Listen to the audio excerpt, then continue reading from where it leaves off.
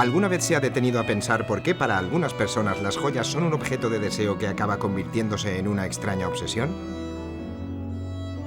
Ni paleontólogos ni arqueólogos han conseguido fechar el momento exacto en el que la primera mujer se puso una joya. Lo que sí se sabe es que los Homo sapiens, hace más de 75.000 años, ya las llevaban. Los siglos XVIII y XIX se toman como referencia en la joyería valenciana. En la indumentaria tradicional valenciana, el hombre también utilizaba joyas, como les mansanetes, botones hechos de plata y raramente de oro. Les mansanetes en realidad es simplemente una botonadura, pero de forma globular. Normalmente era, digamos, el tipo de botonadura más corriente, sobre todo entre los labradores. Realmente se limitaban casi exclusivamente a los abrochos que llevaban en el cuello, que son una especie de gemelos que sirven para cerrar la camisa y que podían ser casi en muchas ocasiones una prenda de amor. Se los regalaba la novia, llevaban corazones, llevaban elementos decorativos de este tipo grabados, o bien hebillas para los zapatos o para los cinturones y botones. Por la calle van vendiendo una camisa sin mangas, sin botones, sin pechera y sin tela en las espaldas.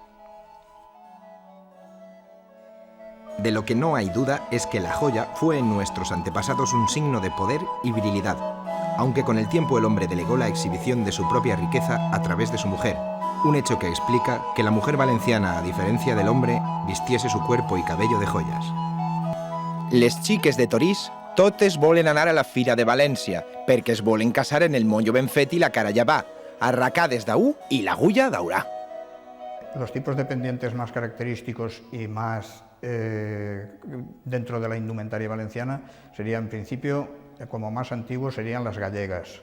Las gallegas es un tipo de pendiente que está basado en pendientes grecorromanos. Los pendientes de girandolo de tres, que son a imitación de los que la gente llevaba en la corte o en las clases sociales más elevadas. El pendiente de lazo, como su propio nombre indica, es un pendiente que lleva el olejal, un lazo que hace de pieza transversal y una pieza en forma de hoja que termina el pendiente. Entonces, el paso de este pendiente a un pendiente de A3, creo que la evolución es muy clara. Básicamente es que lo que es el lazo, que en la segunda pieza transversal aquí se convierte en una barqueta horizontal, y luego tiene tres colgantes, que en este caso aquí, en la zona de Valencia, los pendientes de A3 se han denominado pendientes de Berche, porque son los que lleva la Virgen. Después también tenemos lo que llamamos los barquillos, que ha sido tal vez el pendiente más popular que ha habido. El barquillo es también con una rosa para el orejal, una forma barquillada, pero en lugar de ser con piedras engastadas y todo recubierto prácticamente de piedras engastadas, lo que tiene son tres colgantes de perlas. Realmente el que más la gente asimila o identifica a la valenciana, que son los racimos, son de incorporación más tardía. Los racimos son acúmulos de perlitas que conforman esa forma de racimo y que se han generalizado tantísimo, tanto en la gente que se viste para las fallas, como incluso para acontecimientos sociales que la gente se los pone y que enseguida se identifican como de procedencia valenciana. Algunas de las joyas que lucían las mujeres valencianas del siglo XVIII iban mucho más allá de lo ornamental, eran elementos funcionales. Un caso concreto son las agujas del pelo que nacen con el fin de sujetar el moño. Las agujas del pelo, como su propio nombre indica, no eran más que adornos que cumplían una función práctica.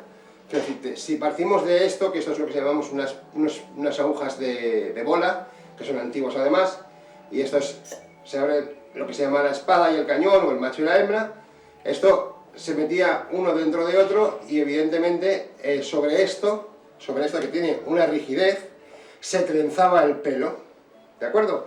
Y esto se utilizaba detrás como adorno. Y para rascarse la cabeza, es decir, vamos a imaginarnos que estábamos en 18 y entonces había una higiene que no es la que hay ahora, y para peinarse las mujeres utilizaban un ungüento que se llama zaragatona, es una especie de hierbas que las hervían con agua y hacían como, la hervían y entonces hacía como una especie de gomina, ¿no? Entonces esto, imagino que puesto 2 o 3 días encima de la cabeza, pues debía de picar lo suyo. Entonces se sacó otra aguja, que es esta que se llama rascamoños. La palabra ya lo dice, rascamoños es para rascarse la cabeza. Estas dos se colocaban aquí detrás en el moño y esta iba en la posición natural, esta posición, que es la posición natural de cogérsela y sacársela para rascarse la cabeza. Entonces, en un momento dado, alguien que vio solamente 3 agujas, pues algún iluminado dijo, ah, aquí falta algo. Y le añadieron una 4ª aguja, por eso ahora las agujas son 4, pero realmente es falso, quiero decir, realmente es esto, son 3 agujas. Toda palabra tiene su significado, y en el caso de la cruz del pecho, como su nombre indica, se trata de una joya colgada del cuello y que su última pieza se componía de una cruz hecha de piedras. La creu del pit en realidad es una gargantilla que tiene tendencia en ocasiones a bajar incluso hasta el pecho, o bien por la manera de que va colgada, o bien porque en algunas ocasiones se ha puesto directamente adornando el pecho. Las joyas, en un principio, fueran de este estilo, que es lo que se llama una joya isabelina, que son joyas de 2 piezas, joyas que llevaban en la parte trasera 2 puentes, porque iban sujetas al cuello con una cinta. Entonces, de esta joya a esta, que es la evolución o la joya valenciana, no hay más secreto que la religión. Aquí en Valencia estábamos divididos en 3 grupos. Estábamos los judíos, los moros y los cristianos. Entonces, la mujer que se viste ahora, las chicas que se visten ahora, se visten como la mujer cristiana, católica, y en aquella época habría que tener en cuenta que la fuerza de la iglesia era mucha, y entonces se les añadió una pieza en forma de cruz como simbología de la religión. Básicamente, esta joya y esta joya podrían ser similares, sería lo que sería una joya isabelina, quiero decir, aunque sea, o sea, esta es antigua y esta es nueva, hecha por nosotros, pero a este tipo de joyas se le añadió una pieza en forma de cruz. Si te das cuenta, las piedras están puestas en forma de cruz. De tal manera que esto es cholla, penchoy, traveser y creu. 4 piezas. La gente que no tenía suficiente capacidad adquisitiva como para comprarse un buen lazo o una buena cruz, pues se ponía otro tipo de elementos. Entonces se ponían rosarios, se ponían medallas, se ponían relicarios, incluso cualquier elemento, collares, ya como una cosa de coquetería. Las joyas eran objeto de herencia que pasaba de madres a hijas. En la mayoría de los casos, las mujeres no poseían joyas hasta el momento del matrimonio. Es por eso que encontramos pocos ejemplos de joyas infantiles, ya que solo unas pocas privilegiadas con alto poder adquisitivo podían acceder a ellas. La joyería femenina era exactamente igual para todos, mujeres de mayores que niñas. Lo que sí que es cierto es que las niñas pues normalmente no solían llevar muchas de ellas joyas, simplemente solían llevar orejales, y esto para impedir que se les cerrasen las orejas, y lo normal es que llevasen pues unos arillos, unos aretes en las orejas, y vamos, las que tenían a lo mejor muchas posibilidades pues ya podían llevar cruz de pecho y esto, pero no, digamos, no sería lo normal, porque el aderezo normalmente se hacía en el momento de la boda y casi siempre solía ser el regalo del novio o la familia del novio a la novia. En raras ocasiones, el material utilizado es el oro macizo.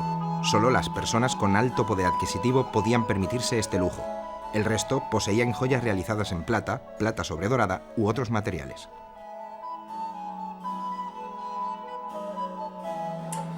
La diferencia entre la joyería entre clases sociales evidentemente era cuestión de materiales. De hecho, la mayoría de las joyas antiguas recuperadas, la pedrería es espejuelo, y el espejuelo es trozo de espejo tallado. No es brillante ni es una piedra preciosa. El espejuelo es lo que más se ha llevado en el 18.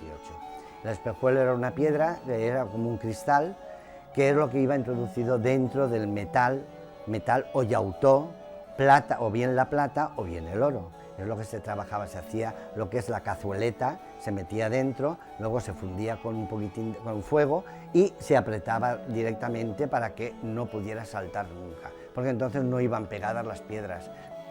Normalmente la gente empleaba metales de no mucho precio, como puede ser pues el latón o la plata, en cuyo caso, si querían dar la apariencia de oro, pues la sobredoraban y entonces era amarilla, pero realmente el sustrato era plata, que era un material más económico. El proceso de fabricación de una joya era algo totalmente artesanal, con unas fases de elaboración muy concretas que daban como resultado final una obra de arte que lucían las mujeres valencianas. Las fases de fabricación de una joya valenciana pasan por primero trasladar el dibujo de la joya. Evidentemente todas las joyas están dibujadas sobre papeles de vegetales, de ahí lo pasamos a lo que es con papel de calco directamente, se pasa a lo que es el metal del que va a ser hecha la joya, que puede ser oro, plata, alpaca, latón. Entonces luego el siguiente paso es clavar la plancha encima de un plomo, cincelarlo.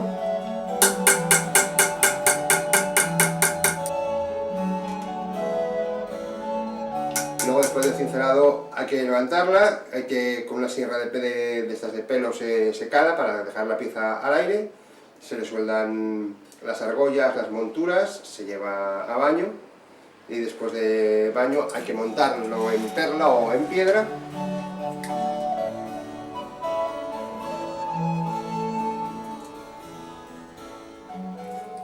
Y luego por último darle una pátina para que tome un aspecto de joya antigua.